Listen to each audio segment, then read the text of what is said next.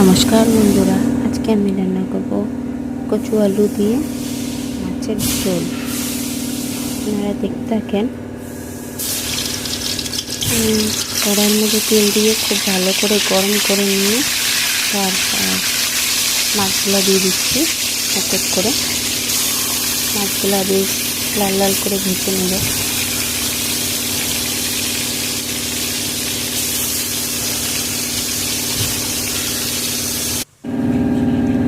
ভাজা কমপ্লিট। এখন ওই কড়াইয়ের মধ্যেই ফোড়নে দিয়ে দেবো আমি, আর একটু তেল দিয়ে দেবো। দিয়ে ফোড়নে দেবো আমি গোটা জিরা, পেঁয়াজ কুচি, লঙ্কা চিড়ে দিয়ে দুইটা,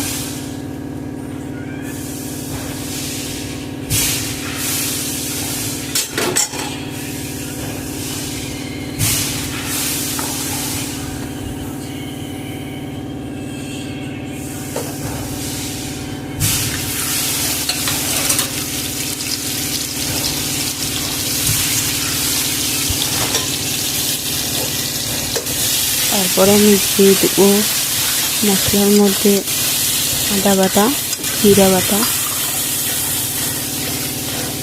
তারপর কাঁচা লঙ্কা বাটা। তারপরে মশলাটা ভালো করে কষিয়ে নিলে দিয়ে দেবো কচুর ঝোল আর আলু। মশলাটা কষানো হলে মশলাটাতে আমি জল দিয়ে দেবো মাপ মতো, যেন আলু আর কচুটা ভালো করে সিদ্ধ হয়ে যায়।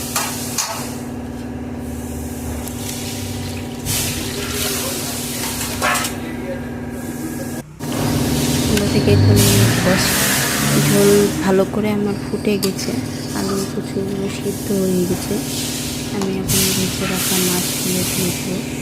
দেখতেই পাচ্ছেন কচুগুলো কি সুন্দর সিদ্ধ হয়ে গেছে।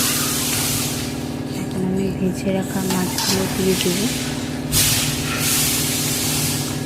মাছগুলো দিয়ে একটু নাড়াচাড়া করে তারপরে আমি ভেজে রাখা জিরের গুঁড়ো দিয়ে দেবো।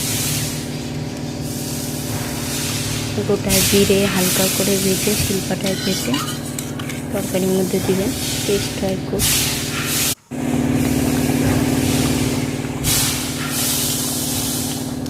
আমাকে সবাই একটু সাপোর্ট করবেন যেন আমি আরও ভালো করে ভিডিও বানিয়ে সবার কাছে শেয়ার করতে পারি। দেখতে পাচ্ছেন আমার ঝোলটা কি সুন্দর হয়ে গেছে।